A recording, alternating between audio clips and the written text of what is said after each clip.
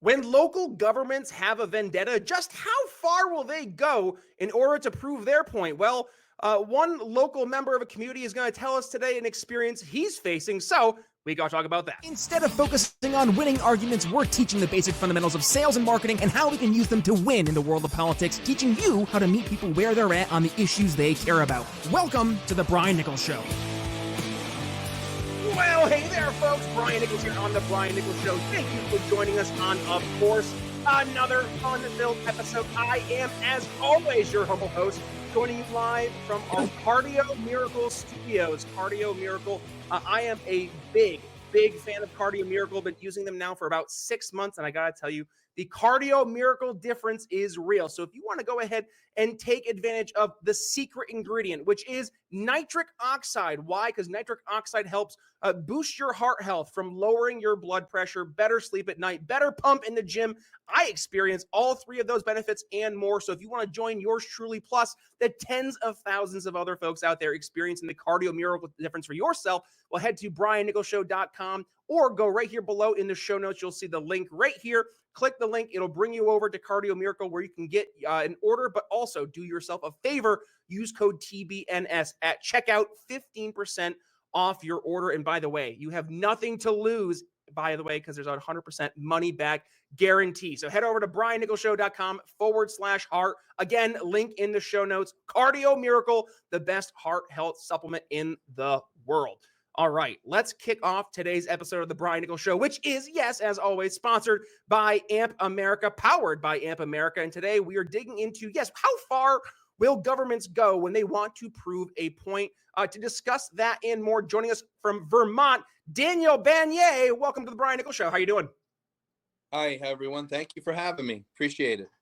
Absolutely, Daniel. Thank you for joining us here on the Brian Nichols Show. And I'm looking forward not so much to what you've experienced, but at least the chance for you to share your story. And unfortunately, Daniel, your story is a story that I think more and more folks out there experience, but unfortunately, folks don't have the platform. They don't have the microphone to share this story. And I'm hoping today you sharing your story will encourage others to reach out and try to share their stories. So let's dig into this.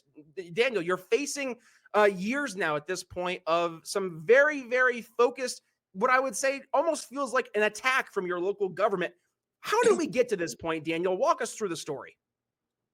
Great. Thank you. So basically, I find this piece of property in West Paulet, Vermont, which, more people are getting advantageous into really looking at the dynamics of it, such as doing population, satellite pictures, et cetera, et cetera. I'm in the middle of nowhere, right? I buy this 30 acres in the middle of literally nowhere and decide to put in a training facility. I'm a Second Amendment person.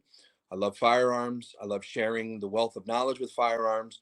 So I build this little piece of heaven for firearms enthusiasts of all, stages, whether you're a beginner, a little bit more advanced, or an expert. And the town doesn't like that. The town folk doesn't like guns. They're very anti-gun. They're ideologically not in line with reality or normalcy. So therefore, that began my problems of existence in either functioning as a member of the community or cohabitating in the community. Interesting, Daniel. So it starts out, you seem like you're just trying to live your life, right? And you get to this point now where you've become the target of your government to the point where, as I was reading your Give, Send, Go, it sounds like you're facing almost incessant attacks from the local government, but also the local community. So kind of walk us through what you're experiencing and frankly, how you got to where you are today. Great. So what happened is that after I applied for my building permit and went through all the political garbage, people call it. I mean, it's really not garbage. It's a process. It's eloquently designed for folks like myself and or others that are going to go into some type of venture of building or remodeling or constructing something.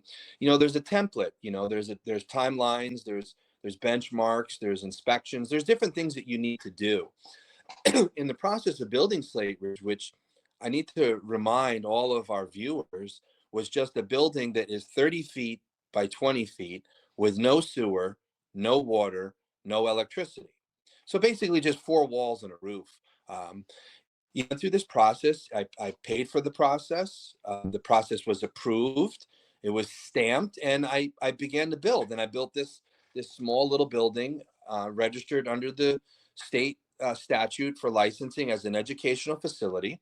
I built this little building so people could do, firearm safety briefs. We could do, be out of the inclement weather before we start firing and discharging weapons. And I get the building built, and a few years later, the town musters a group of very radical individuals. They're actually Ku Klux Klan members.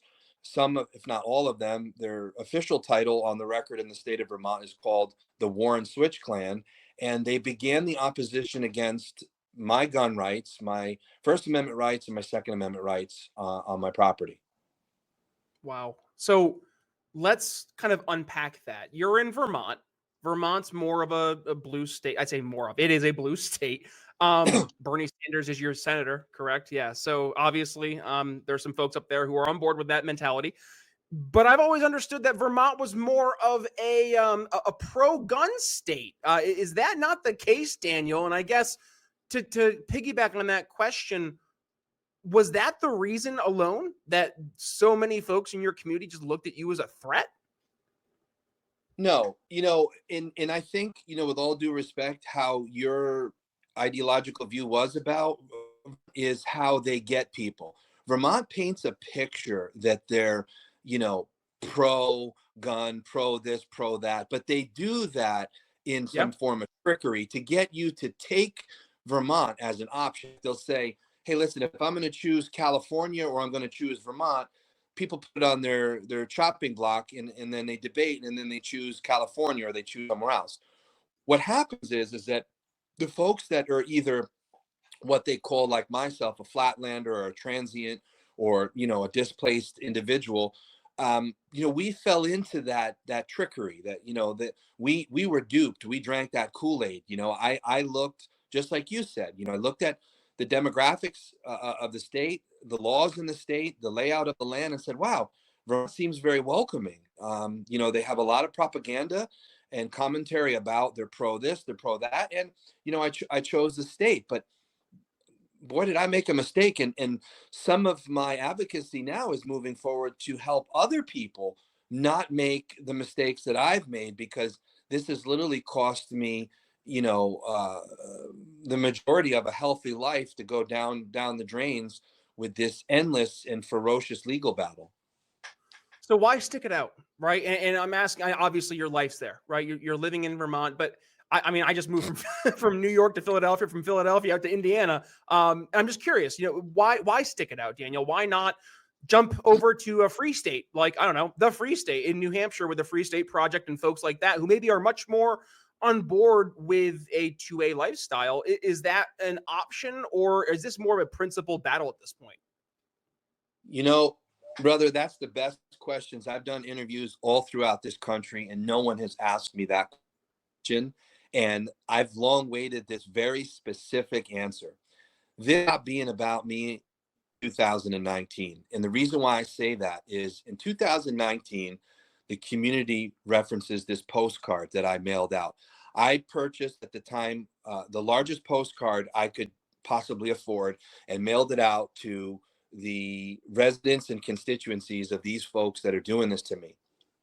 Never did I feel or think the outcome of the data that we aggregated from this, right? And basically in this postcard, it in summary just outlined if you've ever been subjected to favoritism, nepotism, or corruption. And some of what I stand for, like letting people of Jewish religions or the LGBTQ plus communities or Hispanics or people of color, I've allowed them to come to my land to shoot for free, as any responsible American citizen embraces anyone as long as they're not prohibited from discharging a firearm. So I let those people come to my property. When I mailed this postcard out, the month later, the data that we aggregated was every protected group that feels or is subjected to some alienation or some negation of their rights contacted me, and I knew 2019 moving forward, it was no longer about me. It was about me fighting for the people with the people. And that's why I don't give up, because Paulette, Vermont has bragged since 1837 of this pure white, radical, cultural, ethical cleansing. And I feel that I'm here for a reason now with what I believe in, fighting for our freedoms, our constitutional rights and civil liberties to be upheld. That's why they've dug in so deep, and that's why I won't leave. Understood. Well, let's talk about then what winning looks like. So, obviously, this has been something that has been very personal to you, and you mentioned it's taken up years of your life. And recently, I know a lot of folks in the more right-leaning political space have been talking about different boycotts and different, different causes have been out there in the political arena. And then the question comes, well, how do we know when we've won? What does winning look like? And I think the most contemporary example of that is the Bud Light boycott, where now you see there's kind of the question, okay, UFC bought Bud Light. Is it over? Are we done? Now we got Sean Strickland going on with Bud Light banners behind him, going on all sorts of fun rants and tirades. So, I don't know. What does winning look like? And to you, Daniel, what does winning look like when it comes to the Slate Ridge Farm situation here? Great. So what winning looks like is really the accountability. So for example, I'm doing a documentary film with some award-winning film folks. And, a lot of them don't necessarily align ideologically with what I do or my beliefs, or maybe some of them aren't necessarily pro-gun. But what the monotone for me is the accountability. What does accountability look like is showing the world, right? I've been ostracized from the community, like many others, for such a long time. What is for me now the most important thing is to show the character and the totality of the people that are living in Paulette, Vermont. Because yes, I understand it's good old boys, small town justice, and it's no different than the backwoods of Mississippi or Alabama or Louisiana, but we're talking about Vermont here. We're talking about a very uncontrolled, radical, tyrannical group of individuals that have boasted and gotten away with such egregious acts. So for me to show that accountability, like in 2019, there's a YouTube video. I'm calling out one of our town select board members for going to Ku Klux Klan meetings against me and my kind, Edgar Cleveland. Showing these people's behaviors, while it may not amount to anything for the Vermonter, because maybe they're a cohort or collude with them, but the picture is to be magnified through a lens so that the country and the world can see, wow, this is super eccentric, that these types of behaviors still or even exist in these communities that are negatively affecting the population, negatively controlling, diversity. Interesting. All right, Daniel, we're heading towards the tail end of the episode here. So, what would you want as kind of a big bow to go on this episode here? Like big takeaways for the audience. I guess open platform. What are your thoughts there? Right. So I'm asking people to focus on we the people. I ask people to get together. It doesn't necessarily have to be with what I'm aligning with.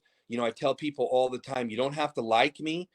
You just have to respect me. I think if we get together and we rally and we protest, which is constitutionally protected activities, and bring the spotlight onto the actors, the people that are behaving these ways, we will shed more light on their behaviors so that more accountability can come down the road. Daniel Banyai from Slate Ridge Farm. It's been a great conversation here on the Brian Nichols Show, powered by AMP America. We're going to go ahead and do final thoughts. I'll kick things off. It is imperative for us as we're going through, and especially in 2024. We're recording here today on the 25th of January, and we're watching state by state starting to stand with Texas as things are getting a little weird here in the United States as the border crisis is really starting to unravel, and it requires us to stand up and speak our truth. You're talking about speaking your truth. Daniel, when we stand up and we speak to folks, there's going to be folks who are going to scream and holler and throw things at us and call us all sorts of names. There's other folks who are listening, and those are the folks that we want to speak to. The folks who are not already going out with some preconceived notion, but folks who are saying, yeah, things aren't right. Things aren't working. I'm experiencing hardships myself, and I know it's not just because this is the way things are supposed to be. Something is wrong, and to those people who are identifying that yes, there is a problem, here we come, the folks with the solution. So that's my final thoughts for today. Daniel, what do you have for us on your end? Yes, I mean, we, as Americans, if we help one another and we assist one another and we embrace one another, we can figure out a way to agree to disagree, but still be able to sustain when there are some other influences that are trying to tear us apart. Daniel Banyai from Slate Ridge Farm, thank you for joining us. And folks, if you got some value from today's episode, you know the drill. Go ahead and give it a share. When you do, please tag yours truly at B Nichols Liberty. You can find me over on Facebook as well as on Twitter, x.com. That is. Daniel, where can folks go ahead and reach out to you if they want to continue the conversation? I have a couple of social media platforms, Slate Ridge Farm. I sent you our Give, Send, Go. That money goes to our legal, our legal fund, the lawyers that are helping advocate for our constitutional rights. And, I'm easily accessible. I answer every email and every phone call because I care. That a man. Awesome. Daniel, well, thank you for joining us. And folks, with that being said, if there are folks out there that you think need to hear episodes like this here on the episode of The Brian Nichols Show with Daniel, well, please go ahead, invite them. And where can you invite them? Well, wherever it is you catch both your video as well as podcasting content for video, head over to your favorite